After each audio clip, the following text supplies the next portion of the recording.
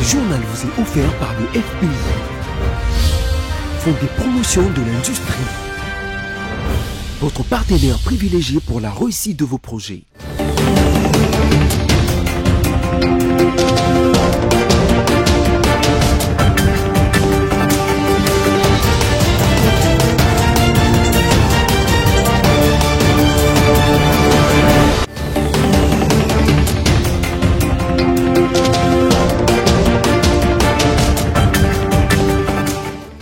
Madame, Monsieur, bonsoir et bienvenue à cette nouvelle édition du journal sur BC Télévision. Donc voici tout de suite les grands titres. Quelques cadres du Parti du Peuple pour la Reconstruction et la Démocratie de Joseph Kabila sont invités à se présenter à l'auditorat militaire ce lundi 10 mars 2025. Le motif serait d'éclairer la justice. Les vice-ministres en charge de l'Intérieur et des Transports ont conjointement signé un communiqué relatif à la reprise de la circulation alternée dès le 10 mars prochain sur les avenues Ngouma et Tourisme.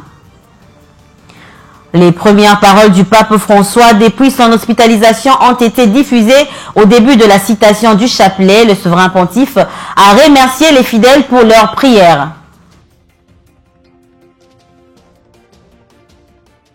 Encore une fois, bonsoir et merci d'être avec nous. Les chefs de l'État, Félix Tshisekedi Tshilombo a participé par visioconférence jeudi 6 mars 2025 à une réunion de la Troïka, de la SADC sur la situation sécuritaire dans l'Est de la République démocratique du Congo.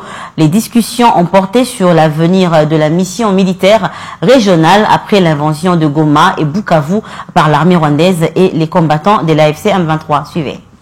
Les sommets extraordinaires virtuels des chefs d'État et des gouvernements de la Troïka, tenus par la communauté de développement de l'Afrique australe, a été présidé par Suluhu Hassan, présidente de la République unie des Tanzanie, en sa qualité de présidente de l'organe de la SADC sur la coopération en matière des politiques, de défense et de sécurité. Pour une solution pacifique et durable à la crise à l'est de la République démocratique du Congo, le président Félix-Antoine Tshisekedi Tshilombo a exprimé son approbation pour la mise en œuvre de la résolution 2773 du Conseil de sécurité des Nations Unies, recommanda à l'armée rwandaise de cesser de soutenir le M23 et de se retirer sans condition préalable du territoire congolais.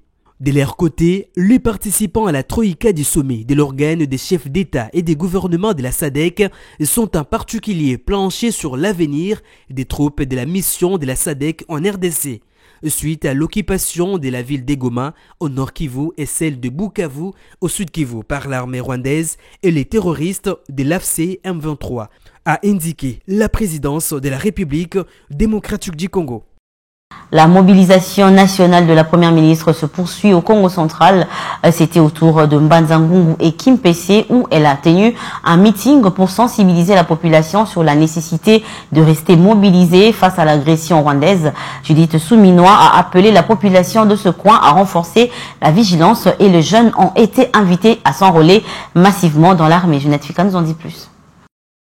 Poursuivant sa tournée au Congo central, à Mbanza-Ngungu, la chef du gouvernement, Judith Souminois Tuluka, a, lors de son meeting, exhorté les habitants à signaler toute présence suspecte et à collaborer avec les autorités pour prévenir toute menace sécuritaire avant de lancer un appel à la jeunesse pour défendre l'intégrité territoriale et assurer la souveraineté de la République démocratique du Congo. Le même jour, en visite à Kimpese, la première ministre Judith Souminois Tuluka a mobilisé la population face à l'agression du régime rwandais et a rassuré sur les efforts du gouvernement pour améliorer les conditions de militaires et policiers. Oyo nyonso tu babengi soda a okende na front yepa kozwa prime spéciale pour na front denga zokende le bitumba famille décision wana pe oya augmentation ezape pour na ba policier ezaka pour na ba militaire te yami balé ba famille ya ba militaire tolobi il faut to sala effort pour na kosunga ba mama bana na ndenge bango batikala na sima yangwana ba soins de santé na bango décision ainsi ezwamaki il faut ekoma ofele pour na ba famille ya ba militaire na bana Notons que cette tournée nationale vise à unir le peuple congolais face aux défis sécuritaires et à renforcer la résilience collective.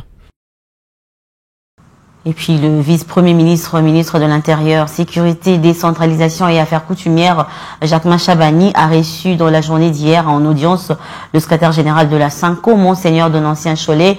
Le communiqué publié par la SENCO le 22 février dernier, dénonçant une prétendue chasse aux swahiliphones en République démocratique du Congo, était au centre de leur discussion. À en croire Donatien Cholet, le VPM Chabani est un homme posé et réfléchi et non comparable aux semi-lettrés. On l'écoute au sortir de cette audience. En vertu de l'accord cadre, la SENCO, l'Église catholique, dépend du ministère de l'Intérieur et non du ministère de la Justice. Donc ce qui fait que chaque fois qu'un membre de la SENCO vient ici, c'est dans ce cadre-là. On a échangé avec le VPM d'abord sur les questions d'actualité, où nous nous sommes échangés des informations très précieuses, où nous nous sommes fait des recommandations très précieuses, où nous nous sommes fixés une ligne de collaboration pour mieux appliquer l'accord de cadre dans ses dispositions. Et le deuxième volet, c'était justement pour parler de certains aspects de cet accord qui doivent être mis en œuvre. Voilà, c'était très bien. C'est un homme, c'est la première fois que je le rencontre, un homme posé, réfléchi, qui n'est pas comme des semi-lettrés que nous retrouvons dans la presse, malheureusement. Et de l'autre côté du Haut-Katanga, le général Edi Kapende, commandant de la 22e région militaire, était à Kipushi pour voir ses troupes et contrôler la frontière avec les voisins.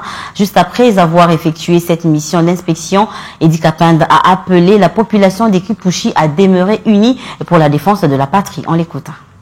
Commandant 22e région militaire, Kipushi se trouve dans la juridiction du commandement que je gère. C'est naturel que j'aime bien voir les troupes de l'armée et de la police qui se trouvent de ce côté à la frontière avec notre voisin, la République des Andes. Très bien, très calme et très bien, très rassurant. Continuer à demeurer unis pour la défense de la patrie.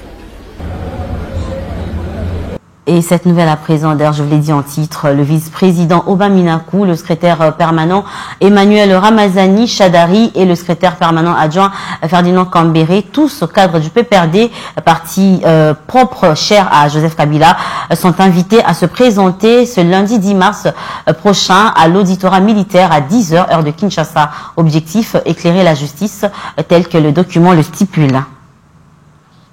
Ce journal se poursuit dans un communiqué signé conjointement par Jean-Pierre Bemba et Jacquemain Chabani, respectivement ministre des Transports et vice-premier ministre en charge de l'Intérieur et Sécurité.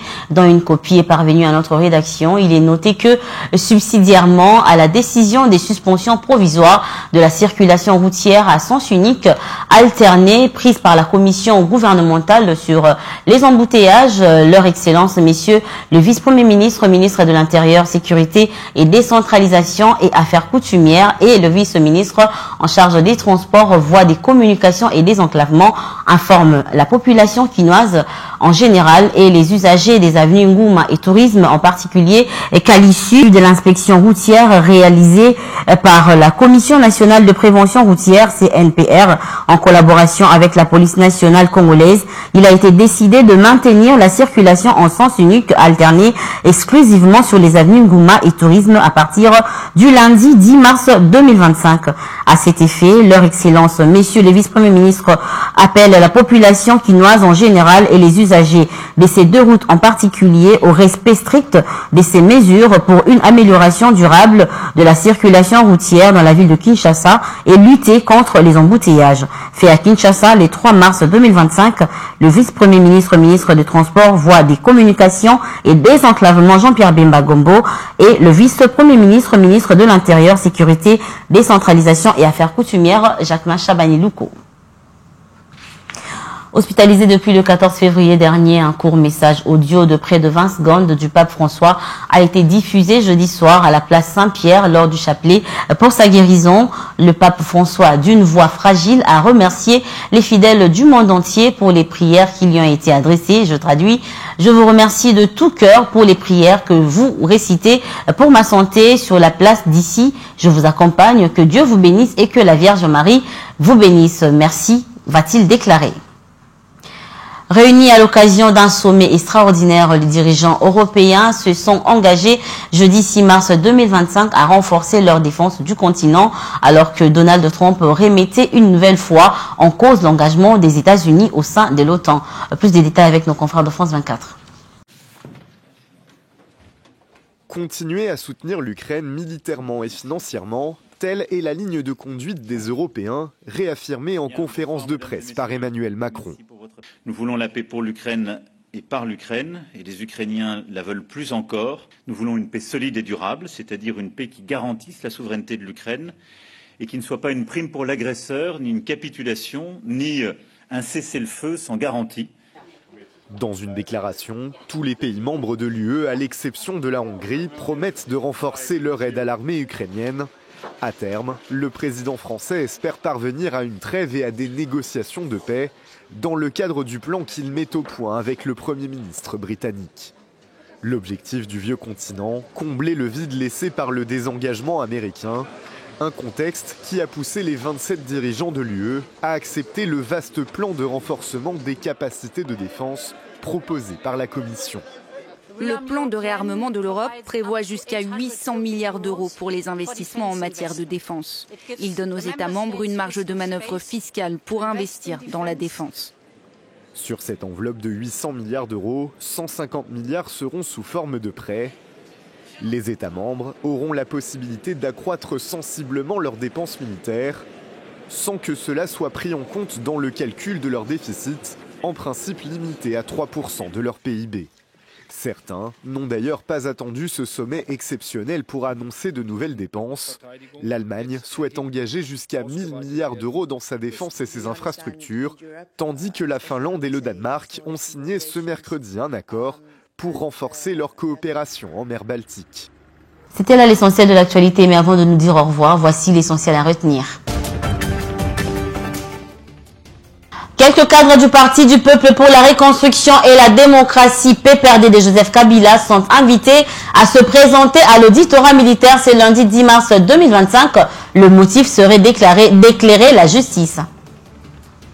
Les vice-ministres en charge de l'Intérieur et du Transport ont conjointement signé un communiqué relatif à la reprise de la circulation alternée dès le 10 mars prochain pour les avenues Ngouma et Tourisme. Les premières paroles du pape François depuis son hospitalisation ont été diffusées au début de la citation du chapelet. Le souverain pontife a remercié les fidèles pour leurs prières.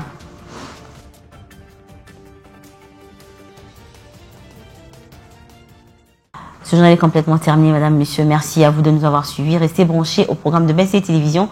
Quant à nous, on se retrouve prochainement et ça sera avec le même plaisir. Bon week-end.